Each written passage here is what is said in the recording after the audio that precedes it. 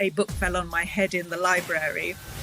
Does winning mean getting the outcome I thought I wanted? Losing a relationship, losing a reputation, can mean losing money, it can mean losing your health.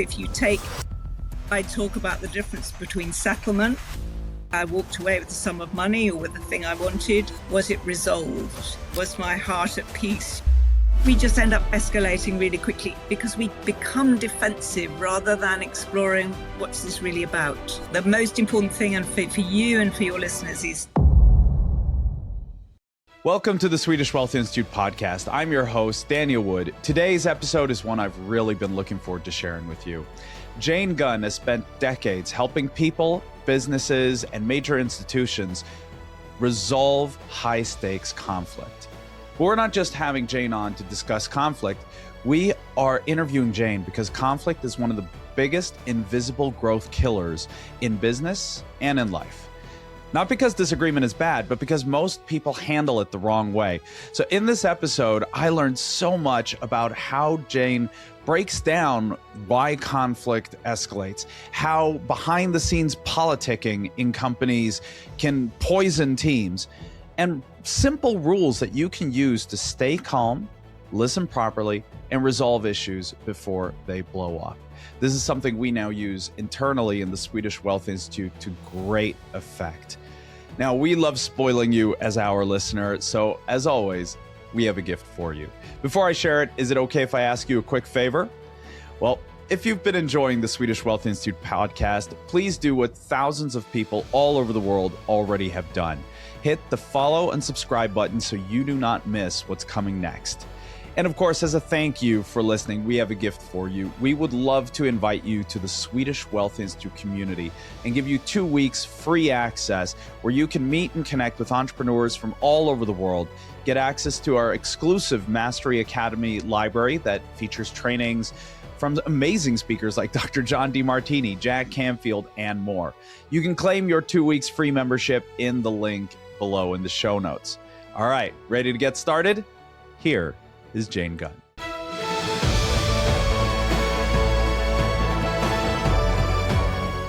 How would you recommend avoiding that? Like, what should we be doing differently to not have it escalate? The first thing is to think about conflict as magic. We all avoid it. We think we hate it. We think we don't know how to handle it, but actually it's a natural part of life. We should recognize it. I talk about conflict like water, actually. It's been really miserable here in the UK this winter.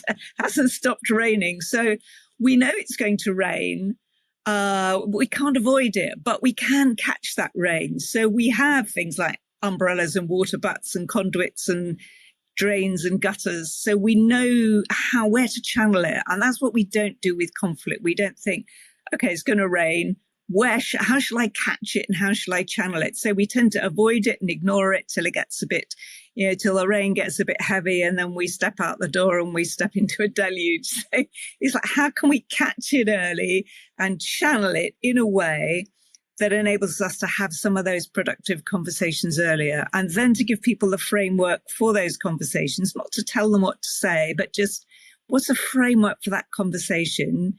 Or how could you have someone supporting you in that conversation so that it can reach a resolution instead of carrying on down the escalator? How do we do that as an individual? Like, we'll talk about an organization in a moment because that's interesting. But as an individual, if I'm seeing a coming conflict, or I know, it's starting to brew, and, the natural instinct is, as you say, now it's time to start getting people on my side. What should I be doing differently? How do I channel it? I think the warning sign is that you're talking to other people. So acknowledge that you've got a conflict, acknowledge that there's a warning sign there, and then think about how might you approach that other person in a way that you could say, is there a time we could sit down and have a conversation about this? Or how should we have a conversation about this? Or what is this even about? Because from your perspective, it might be about one thing, but from the other person's perspective, maybe it's about something completely different. I give the example sometimes in my training, and I think it's partly true, and I think I've probably enhanced the story, but of me coming home from work and finding the rubbish bin overflowing in the kitchen. And I'm really annoyed because that's my husband's job to put out the rubbish and he hasn't put it out and now it's all over the floor. And then he comes home from work late. So the minute he walks in the door, I explode. And, I say, you haven't put the rubbish out again. Now, first of all, instead of acknowledging my emotion, he argues the fact, yes, I did put the rubbish out last week. And I can quite remember I put it out at 8:20 on the Tuesday, And so we end up escalating this till we both walk off in a huff and go into separate rooms to drink our gin and tonic. But the problem was it really about the rubbish bin, or was it about something else? Or was it about the bad day I'd had at work? Or was it about the fact that, but where do we get to in understanding what was it really about for me and what was it really about for my husband? And of course, in a partnership or a marriage situation, you've got all sorts of history going on there as well. So how do you, and that is about this thing about exploring what's going on under the surface. And the same for my commercial clients, which we'll get to in a minute. But, what they're presenting as their legal dispute has probably got some backstory, some history, as well as the personal history of the person who's in the situation, because they're carrying their own baggage, if you like, which may be made up of their own story, but also their own story within an organization or with a particular person. So there's always more depth to things than we think there is. Let's take that example with you and your husband now. Because that's a fair situation. I think everyone can identify with it. What do we do during that process? How do we, de-escalate the emotions and be able to just, because obviously both are now on the defensive and on the offensive. So how do we change the state of the conversation? I think it's about both of us. And I can't say this is easy because, we do, certainly when we're in a personal relationship, we do flare up fairly quickly, don't we? But it is about acknowledging the fact that there's some emotion going on there. So I think what neither of us did is acknowledge where the other one might be emotionally. It comes back to fact, it came back right back to facts and who was right and who was wrong. It was about the rubbish bin. It was about when did it get put out, but it wasn't about how are we feeling about this, how are we feeling today? I was feeling angry. Now that was probably partly to do with the day I'd had at work as well as the rubbish bin. So it's kind of, I can see you feel really, I can see you feel really annoyed about this. And then it's kind of saying, well, what is it we need to do? Do we need to sit down and talk about something? What can I do to help? We just end up escalating really quickly because we become defensive rather than exploring what's this really about. Right. So the skill is to learn that, for example, if I take the husband role here now, when I come home and I get yelled at why haven't you taken out the garbage?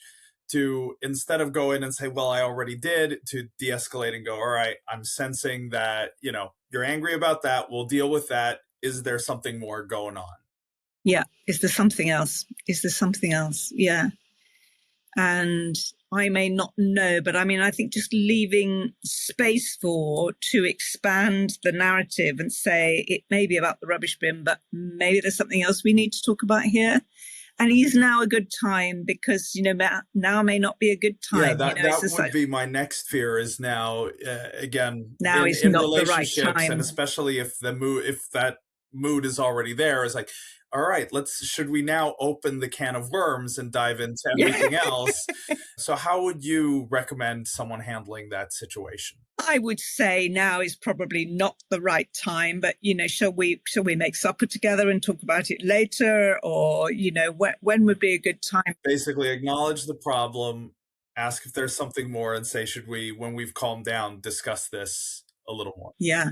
And just see whether it is about the rubbish bin or whether it's about something else. And then probably by that time, we'll have both calmed down from our day at work. I've always found this coming in from work or the children coming in from school. There's so many different emotions piling in on top of one another. Everybody's had a different day. They want to tell their story. They want to offload. And it's a really challenging time of the day for all of us, actually. And yet we never really acknowledge that. We're just all fighting for sort of a bit of attention and the chance to tell our story. Let's look at an organization now, because I think that's one of the biggest killers of businesses is when you start getting camps and, that politicking starts. How do you systemize it and make it a part of the organization's DNA for that not to happen? So in an organization, you need to be more specific. You need to have what I call a sort of framework for early conflict resolution. And there are many examples for this, but you need to call it that. You need to say, in this organization, we have a framework or a process for early conflict resolution. It looks like this. And what you're also doing is you're giving members of staff permission to not sort of whinge and whine, but to raise issues, the genuine issues that they have with members of staff or others, that they should raise those early, and that to do that is not to go straight to your HR manager, but to lodge a formal complaint, but to think, who do I need to talk to about this and when? What do you do and where did you start? Well, what I do now is very different to where I started. So I started professionally in the law many, many years ago as what you would call in those days an outdoor clerk. So the job of being a solicitor's clerk, a trainee solicitor, if you like, was very much an outdoor job. And today you would see people sitting in front of banks of computer screens, but I had a bus pass, a student bus pass, I should think by then, and everything had to be done by hand. So I used to go on the bus up to central London where the law courts were to issue writs, to attend minor hearings, to visit clients, to take counsel's brief to them. All of those jobs were done by hand and by me. And so how did you go from that to then becoming handling conflicts and going into big organizations and even the UN to help with conflict? I know, I'd never have imagined it in those days. So I ended up qualifying, obviously, as a solicitor. And then I took a career break, actually, when I had my children. And it was during that time that I was thinking about, did I want to go back to practicing law or something else? I enjoyed the law. But actually what I enjoyed was dealing with challenging clients, I realized. And I was always given the most challenging clients to deal with because I could handle them and their problems. So I was debating that. Now, the true story of this is, Daniel, that a book fell on my head in the library. Like literally fell on your head. It literally fell on my head, a hardback copy book called Love, Medicine and Miracles. So nothing to do with the law. A book by a cancer doctor called Dr. Bernie Siegel, who I believe is still around, although fairly elderly now, but a pediatric oncologist. And his book fell on my head. And so I saw that as a sign, took it out, read the book. So what Dr. Bernie Siegel was exploring as a professional, as a lawyer, and when you're growing up, everybody who thinks you want to be a professional sort of encourages you to be a doctor or a lawyer. So he was exploring the fact that many of his patients were on a conveyor belt and that he didn't have an awful lot of authority or agency or ability to help them. They either got better or they didn't get better, but he felt that he wasn't able to connect with them at a deeper level and really understand the root cause of their problems. He could administer his medical protocol, but he didn't really understand what was going on in their lives, what was going on under the surface of their lives that might be impacting the help that he would give them. And so I thought that was very interesting because we don't do that in the law either. We look at who's right and who's wrong and what are the facts are and what the data is. And, but we weren't looking underneath the surface. What do people need? What are their interests? What are their beliefs? What's actually driving the feelings that they have about their disputes or their situation? So I saw that parallel. And at the same time, this idea of mediation. I mean, mediation's been around for many, many years in different forms. Of course, it has with, people helping others to resolve their conflicts. But the idea of mediation as a tool in the dispute resolution process, and the litigation process was very new. It was just coming in this country. And at the very same time, a letter dropped through my letterbox which said call for women mediators.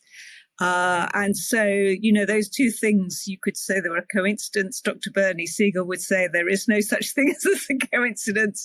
Those two things propelled me into the mediation world. And I took one of the only courses that was available in those days. And so I then, I suppose, became not a founder, but a pioneer. I was one of the early mediators, one of the first people. I know you're never supposed to ask a woman her age, but I'll ask, when was this approximately? So this was the early 1990s.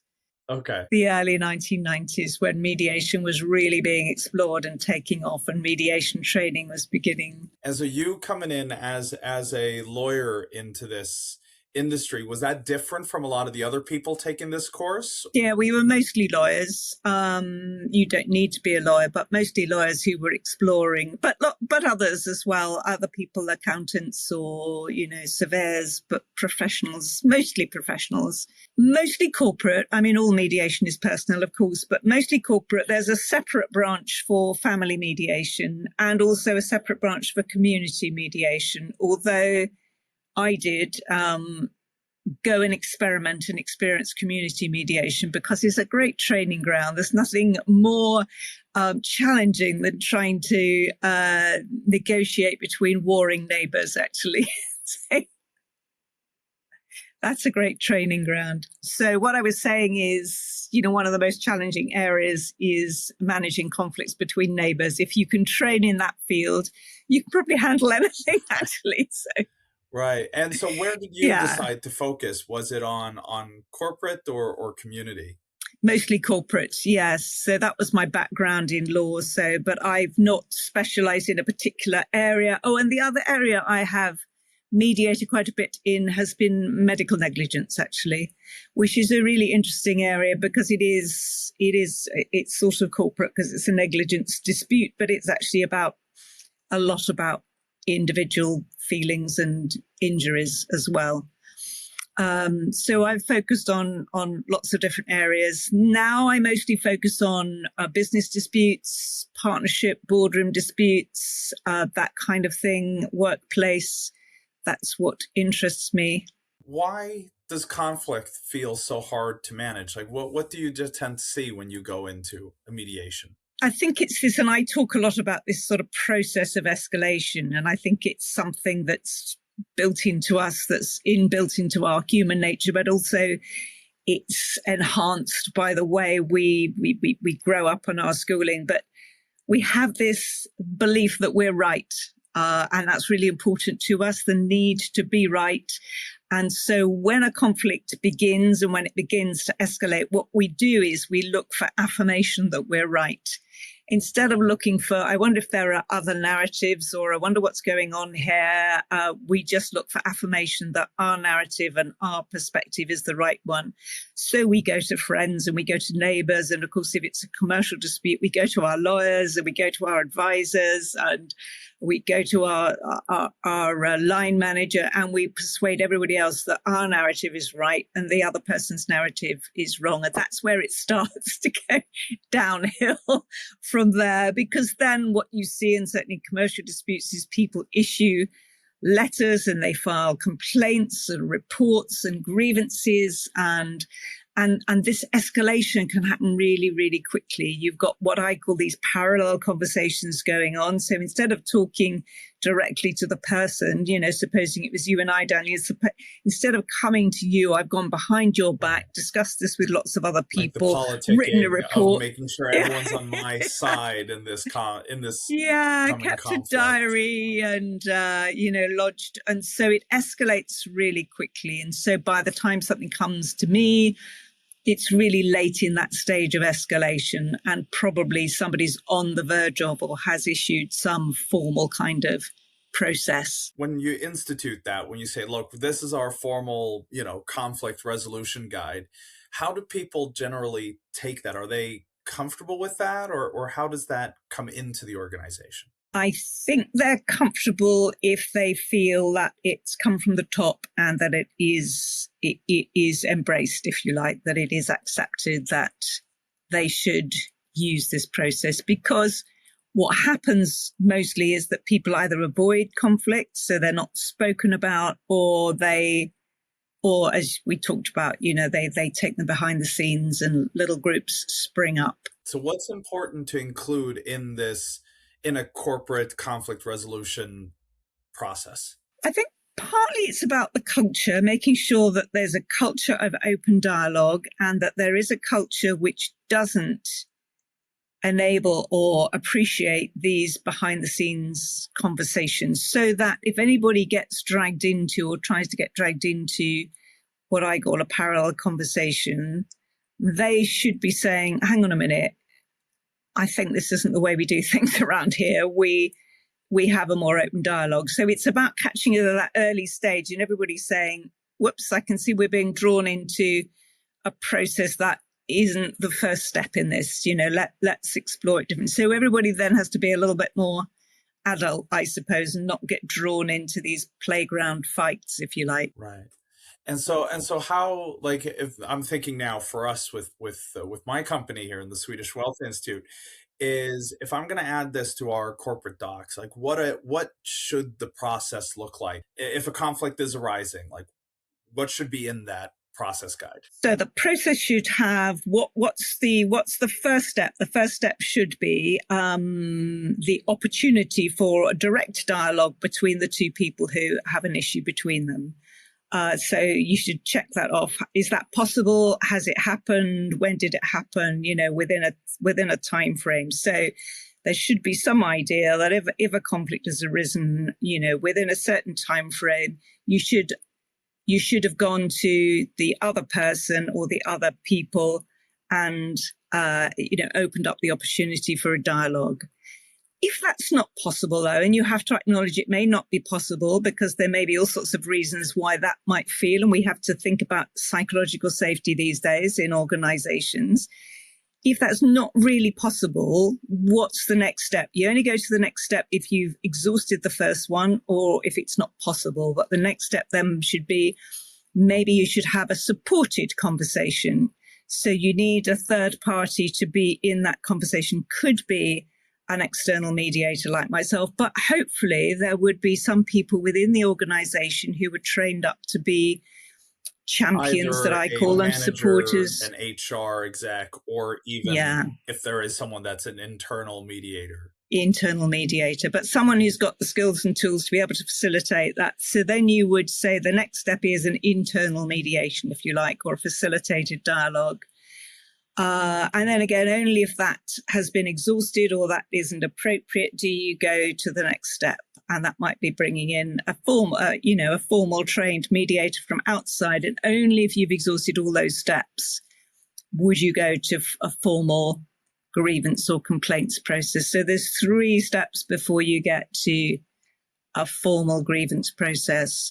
And then the second thing is to make sure that there is a level of So what most people say is the reason they don't have these conversations is because they are afraid of the conversation escalating, of managing other people's emotions, and they don't know how. They don't know how. As you're asking me now, how do I do that? What are the steps? What do I say? How do I sort of stop this getting worse rather than better? And it's giving people that training, those basic skills and tools to say, here are some of the things you could say and that you could do, particularly the 1 or 2 people who might be internal facilitators. How could you give them the skills and tools so that they can help without escalating? Ironically, we kind of had a burgeoning situation in the company just now that worked itself out perfectly. But it was 2 in our team were disagreeing about how to read the stats and data from our latest event and what they meant. And they were kind of, they were looking at the math differently, and, it just wasn't, the math wasn't mathing between them. And basically one of them reached out to me and I said, well, just have a conversation. Don't have it now. Wait a couple hours, jump on a call. And then we had our team meeting this morning, and I'm not sure if I handled it correctly, but it did work itself out. So after the team call, one of them said to the other, can we stay on after and we'll do it? And I could feel them both kind of tense up a little bit. So I just said, hey guys, all right, great. They're going to get on the call. Just remember your friends. You're on the same team. You want this to work out. And then I referenced an episode of Brooklyn Nine-Nine where there's this big argument about math between Captain Holt and his husband, Kevin Costner. So I actually sent them that little video. I'm like, don't let this happen to you. And then left it, and it worked out. But my goal was to get them to laugh a little bit about the situation so that they could go in without that, physical tension within them. Yeah. And you're right, absolutely right there, because it's that physical tension that then spills over into, a tense conversation and it goes downhill. So absolutely that. One of the things is creating the right environment, which you did there. You've relaxed people, you've helped them to sort of have a bit of humor there. The second thing I think that we all forget is to listen rather than speak. It's like, provide, and that's what a third party does, is enable a listening space, because we don't listen to the other person. We dive in and defend our position. And if we don't think they've heard it, we reinforce that. And so that's how all of us are. But we just need to step back and understand how can I hear that other person? And the way we do that very simply is to listen and then reflect back what they said, because it may be, going back to the bin example, that I've got it completely wrong. It looks to me as though you're really cross with me about the bin.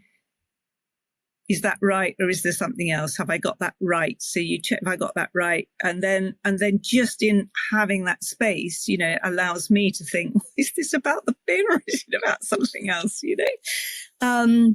We just don't do that much in life. Even if you listen to people in the cafe or the pub, the conversation goes backwards and forwards very quickly. We don't really listen deeply to each other much. And we don't need to every day. We're busy transacting, but the transactional way of listening isn't good enough when we're in conflict. The interesting thing, though, is like we're a small company. So for us, it's still very easy. We're very entrepreneurial. So it's very easy to see we're on the same team in this. Let's go. And kind of any situation like that will blow over pretty quickly because we're aligned. But in a larger organization where this hasn't existed, how do you change the culture? How do you implement this in a way that allows it to become to change what's already like the politicking that might be going on? It's not easy. It takes a while, because any culture, as you know, Daniel, if you want to change the culture and the culture is embedded, you've got to change. So it has to change because people role model that.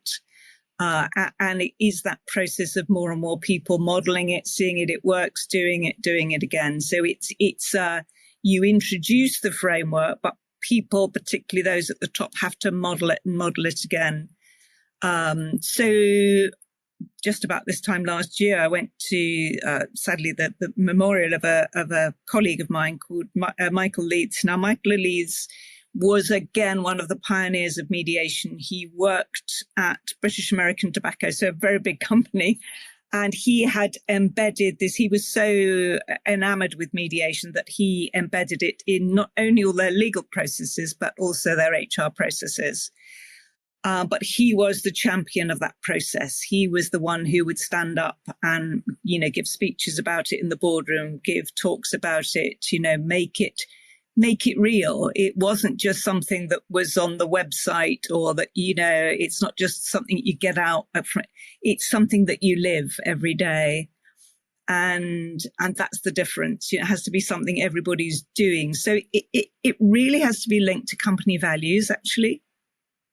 Has to be, our company values support this or reflect this. So I guess, you need to reflect on your company values at this stage and say, do they support this? Are we living those values? Are we living this every day?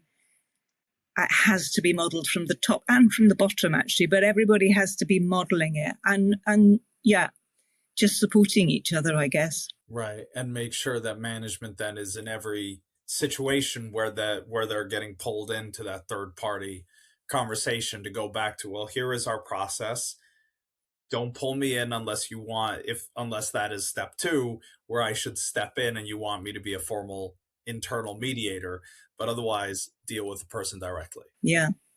And then building up the confidence for people to do that. It's okay to do that. It's okay to raise the fact that, I've got an issue with you. We don't see it as something bad. I'm not escalating something. I just need to have a conversation with you. Train people how to have that tough conversation. Yeah, absolutely. You invented years ago a very interesting way to go into companies in tough situations and well, maybe relax people with a bit of humor. Tell us about Maurice. Maurice the Mole. Okay, so from very early on, I wanted to train people in this stuff.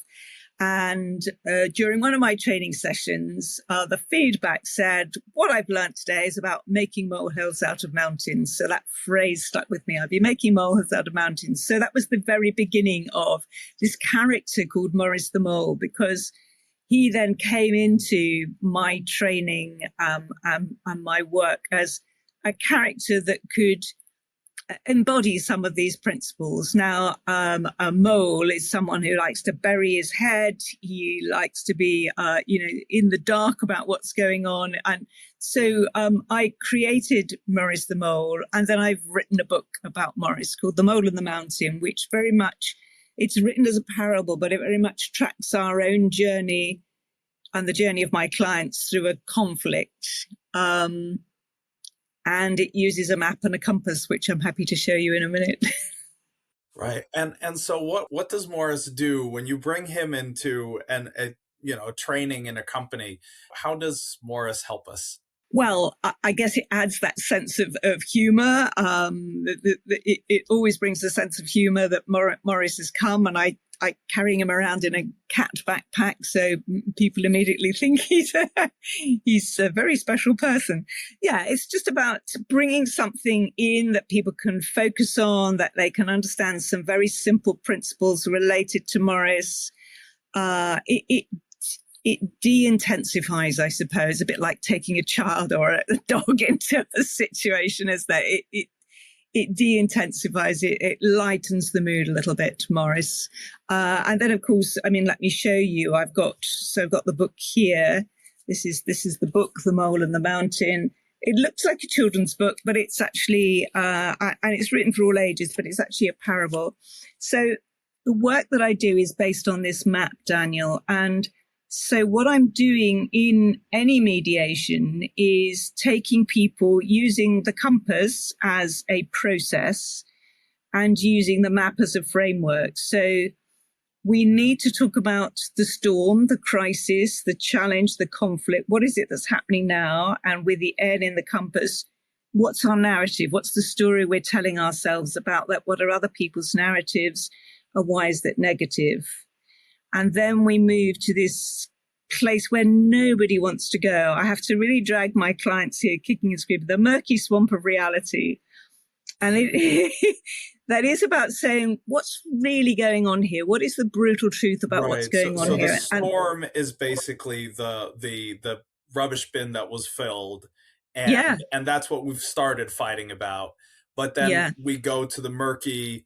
The Murky Swamp. Yeah, the Murky Swamp of Reality. And that's when we get deeper into, it's not actually the rubbish bin I'm angry about. It's about my bad day at work or that you never help around the house or whatever else. So there we're sharing experiences, expectations, maybe some evidence, but, it's very much about digging deeper. And understanding, what's the depth of the situation and what's this really about for me. Only when you've done both of those things. And as I say, people really resist going here. They want to dive into solutions before they've explored what the problem's really about. But then you can go to what I call the bridge of courage, which is about solutions. What then are the options? And the big question for me is, and what criteria are you using to determine what solutions are the best for you? That's a very specific question, which can be very useful in the boardroom as well. So what criteria are we using to make a decision here? So thinking about, very often we follow a linear process. There's one problem and one solution, but actually the problem is probably more nuanced, and therefore the solution might be more nuanced too. There may be different options rather than only one option. And so you have to choose there. Where you don't want to end up is here, called the nowhere abyss. That's in a very deep, dark ravine that you don't want to go into. And then finally, you think about, once you've made a decision here, how do you walk forwards to what I call the mountaintop of experience? You still have a journey to go on because there's a patch called the deep, dark woods here. But when you get to the top, you have a better view of your own situation, of the company's situation. You've got a 360-degree view, and hopefully you've gained some wisdom as well. One thing that just came to mind as you were showing that process, do you see a difference between different demographics as what they're good at and bad at with that? Because I'm thinking just of with just take masculine and feminine energy, how masculine energy would be to completely skip the swamp and just go, hey, well, let's solve the problem. You're angry about the garbage. Let me take it out. There, done. Problem solved. Yeah.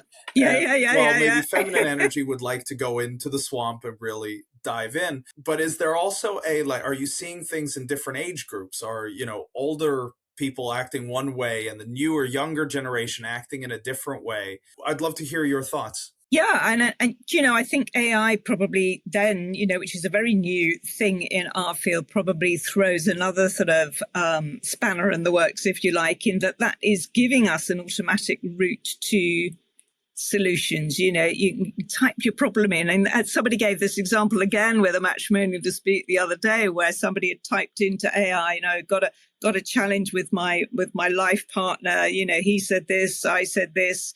And it says, oh, well, next time they come in from work, why don't you say X? And of course, you then say X, but it doesn't sound genuine because it was something that you were told to say. I'm reading it. I see you've had a bad day. Are you angry? And it doesn't come off natural. That's it. And somebody gave the example the other day in a mediation forum I was in of, in a mediation, somebody felt the need or was requesting an apology. The apology was drafted on ChatGPT. You see the problem. And so, where we have to get back to is being heartfelt. Is this coming from my heart? Is it genuine? Is it soul-led, basically, or am I using tricks and tools that I'm just using to get myself out of a mess? Yeah, no, that's interesting too. How AI, because obviously it can be completely soul-led, but I don't know how to speak my truth, so I use ChatGPT to do it.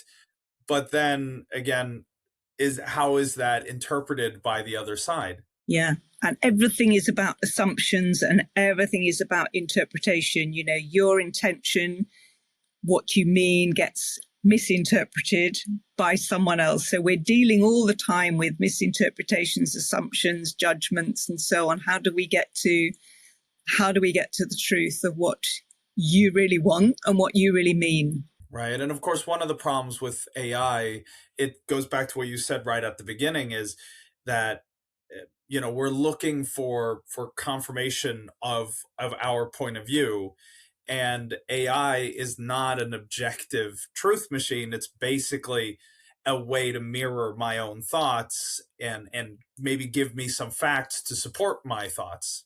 Yeah. And it does that brilliantly, doesn't it? It's very affirming. So, yeah, you're right. You're great. You're brilliant. You're on the right track. So you can end Obviously, up going, you're right in this situation. And I can cite 65 sources that will back you up. Now, when you go into your battle, you can cite them. Exactly. So we can go down, we can end up going down rabbit holes, basically, where we get sidetracked and, yeah. But again, that's why you use that map and the story. And I know you have you give people the saying, what would Maurice do? Yes. So what would Maurice do is coming back to think about what actually, what are your principles as well here? What are your own personal principles? So what Maurice do doesn't mean, is there a set of external principles I should be sticking to? There may be some corporate values, but, what are your own principles? Or maybe what are the corporate principles, but are we sticking to those? Are we being led by, or are we being led astray by something else? Are we being led down a rabbit hole here? Right. And so what do you see going forward will be the biggest challenge for mediators in the future? I think the biggest challenge is trying to not to have mediation become more transactional. What I was asked this actually yesterday. One of the biggest challenges for me is that people do want to avoid the murky swamp. They want to just get on with the transaction, with negotiating. They've come with their figures. Here's my top line, here's my bottom line. It's like, yes, but we still need to do this exploration. But nobody really wants to go there. That's one of the biggest challenges. I think as life has sped up and processes have sped up, there is this desire to get through something really quickly, when actually in mediation, you have to slow down and you have to take your time. You have to go through the process. You've got to go through the stages and maps. That can feel quite frustrating for people. I think that's a challenge too. What is a tool we can bring with us? Like the next time I get into a conflict situation, what is a tool I can use to get us in and get us to survive the swamp? Just the biggest thing, the most important thing, and for you and for your listeners, is just to step back and listen. So instead of reinforcing your narrative, instead of defending your position, to step back, take a moment to think, maybe this isn't about what I think it's about, and just say to the other person, what's going on for you here? And then listen and then say, okay, I hear you. I can hear that for you. For me, I thought it was about this, So you start the conversation. I think one of the fears for a lot of people when they step back to listen is, we always say we want to find a win-win solution, right? The problem is most people go into a negotiation with a win-lose. Like, as long as I win, it's fine.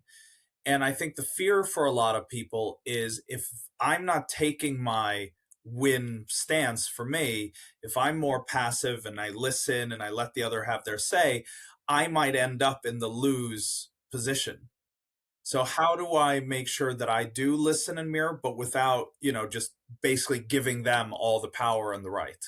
A really good point, Daniel, because many people do feel that coming to mediation is a sign of weakness. Especially if I'm the one inviting to it, right? I've put myself in the weak position. And I suppose the problem there is going back to solutions, that you think you know what the solution is. You think you know what winning looks like. And actually, we have to come back to defining what winning is. Does winning mean getting the outcome I thought I wanted? Or does winning mean something else? Because losing can mean losing a relationship, losing a reputation, it can mean losing money, it can mean losing your health. If you take conflict and the cost of conflict to its conclusion, you can lose a lot, which isn't only about losing the thing you thought you're going to win on. So that's, again, taking a bigger picture right. of... I can win the battle, but still lose the war. Yeah. So I talk about the difference between settlement. Okay, I walked away with the sum of money or with the thing I wanted. Was it resolved? Was I able to draw a line? Was my heart at peace? Was I able to move on? Or did I still hold a grudge in my heart about that? And will I still be talking about it for years to come? Because it wasn't really resolved. It was just settled and I won, or somebody else won. Yeah, or I lost. Yeah. And I think that's one of the problems today. A big part is it's become so important to win and try to squeeze out everything out of a negotiation, rather than kind of go in and say, all right, how do I make sure that I win, but that this is a relationship that will continue to grow and prosper and endure? Yes. And it is coming back to that. So what's most important to me and to the other person, and why? You need to come back to that question of who's most important to me and why, and what's most important to them and why, and then what's most important to me and why. So those three questions, I would say, are important ones to ask. Who is most important to me and why? That could be in your business. Is this person really important to me? Is their role in my organization really important? Do they have good contacts and all those things? What's most important to them and why? Because you probably don't know that. And then what's most important to me and why? And have we shared those things? Because we're assuming we know what's most important to each other, but it may not be the whole picture. So it's all about, it's like a jigsaw puzzle. It's all about building out the picture and thinking, oh, I see now, oh, there's something else over there that I didn't see before. I totally get it. I mean, we have so many negotiations with our partners and our speakers, and it's that combination of, obviously, we need, for our business to thrive, we need to get as big a percentage of the pie as possible. But there's also a limit where getting greedy will instead hurt the relationship, and they'll look for other partners in other places, or they will, start faking their reporting, or, there's a long-term partnership to keep in mind where sometimes it's better to take a little less in percentage because you win. But at the same time, again, it comes back to that win-win and win-lose. I don't want to put myself in a position where I am just giving away the farm because I don't want anyone to be angry with me.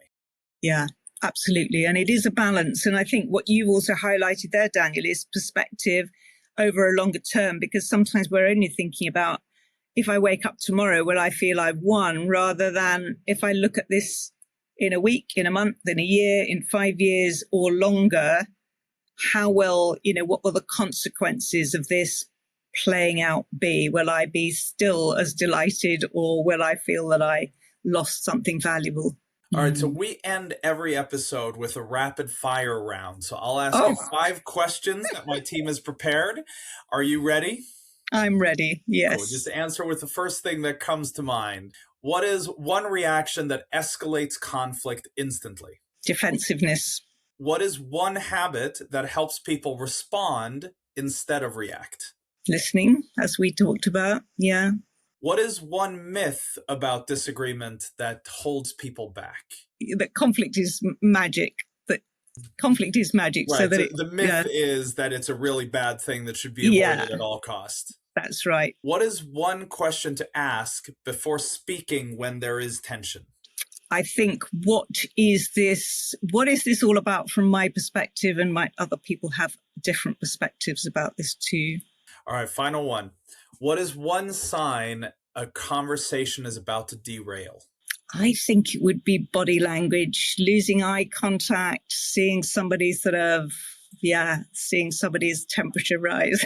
Yeah. You know it when you see it. Yeah, exactly. All right, something's going on there. All right, so we end, we always love spoiling our listeners. Did you have a gift that we can give our dear audience and a way for them to connect with you?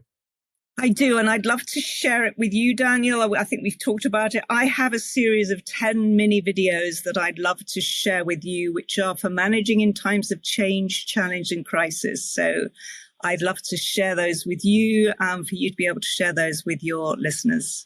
Awesome. We will share a link to that in the show notes, guys, so you can go and claim that. Jane, what would you hope that people do differently after hearing this conversation? Leave us with some words of wisdom. I really hope that people don't avoid conflict, that they do recognize that it can be something that is magic, is positive, and perhaps they'd, think about Maurice and making molehills out of mountains. Oh, I love it. Thank you so much for joining us today, Jane. Thank you. And I'll speak to you soon. Thank you, Daniel. All right. Bye.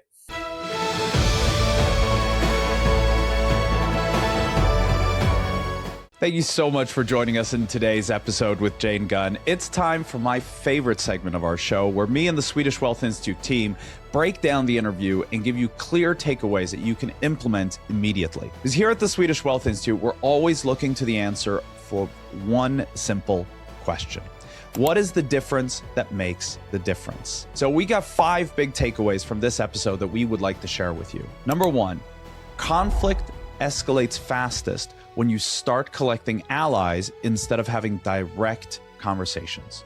So Jane explained that one of the biggest warning signs is when you find yourself talking to everyone else about the conflict. That could be your friends, your colleagues, your managers, instead of talking directly to the person involved. Those parallel conversations, they create camps, politics, and escalation. 2, the fastest way to de-escalate is to stop arguing facts and acknowledge emotion. Most conflicts spiral when we go straight into, I'm right, you're wrong, here are the facts. Jane's reset is very simple. Acknowledge what's happening emotionally, which will then allow the space to be created to explore what it's really about.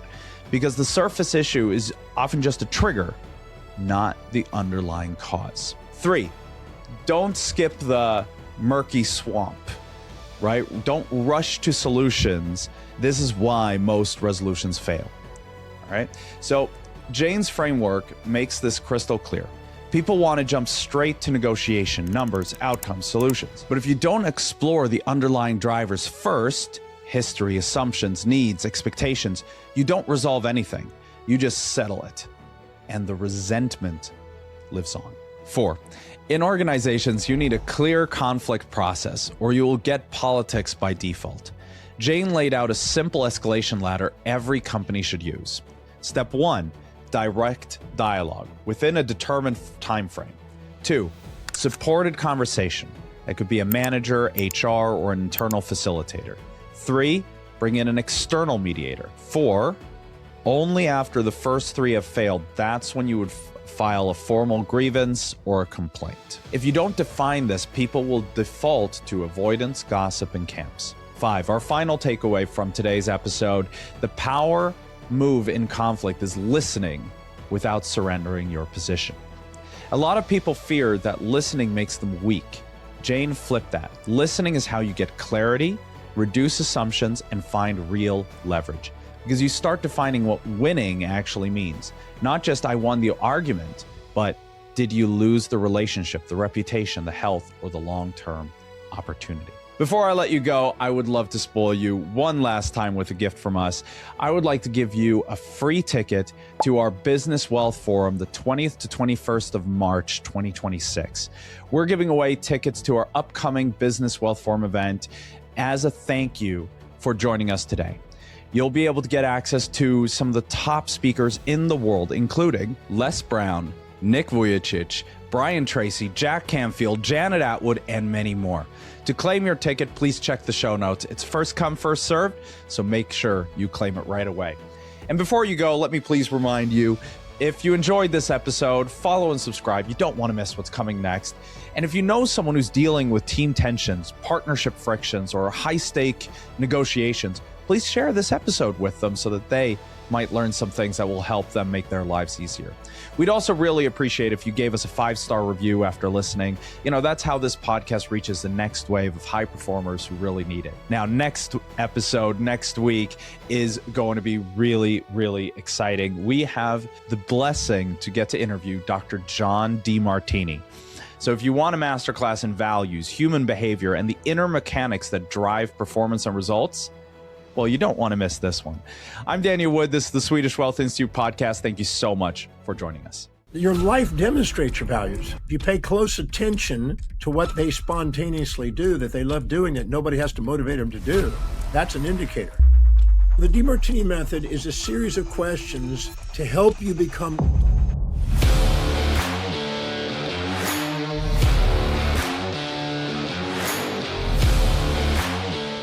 if you understand that information and discover it, the infatuation, the resentment, the pride, the shame, the anxieties, the phobias, the manics, the depressions, they all disappear. And I show you that they were simultaneous events, and then it's completely neutralized when they're done, and you didn't change what happened, you just changed your perception of it. Then the trauma wasn't what happened to you. The trauma is what you perceive because you